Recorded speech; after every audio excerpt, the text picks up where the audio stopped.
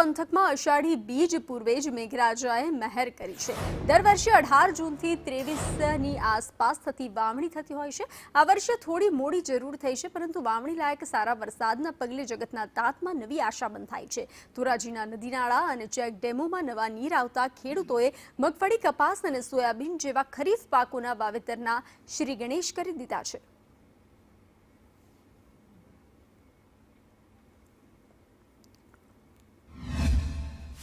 વાવણી વાવી રહ્યા છીએ ત્યારે હું આપના માધ્યમથી કહેવા માંગુ છું કે 2-5 વર્ષથી 18 થી 23 જૂનમાં વાવણી થતી।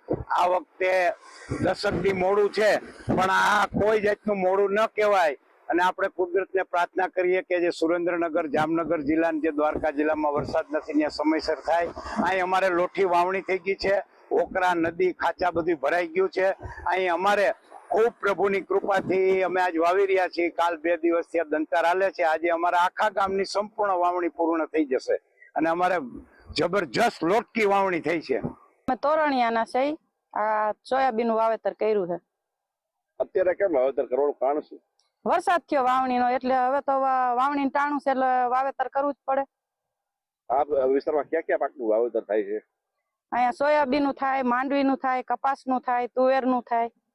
અત્યારે વરસાદ આવ્યો છે, વાવણી લાયક વરસાદ છે કે શું? વાવણી લાયક છે વરસાદ અત્યારે। અને વરસાદ કેટલો સમય આવે તો ફાયદો થાય ને કેટલો ના આવે તો શું નુકસાની જાય?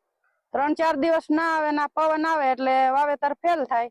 એની માથે ખાલી થોડોક થઈ જાય તો વાવેતર સક્સેસ થાય। સોયાબીન વાવેતર કર્યું અટાણે, વાવણી થઈ ગઈ, વરસાદ થઈ ગયો ને એમ વરસાદ થોડુંક હવે વરાપ જેવું દીધું ને વરસાદ થઈ જાય તો ઉપાધિ નહીં એમ, નકર થોડીક નુકસાની માં જાય એમ। એટલે કપાના, તુડાના, માંડવીના, સોયાબીનના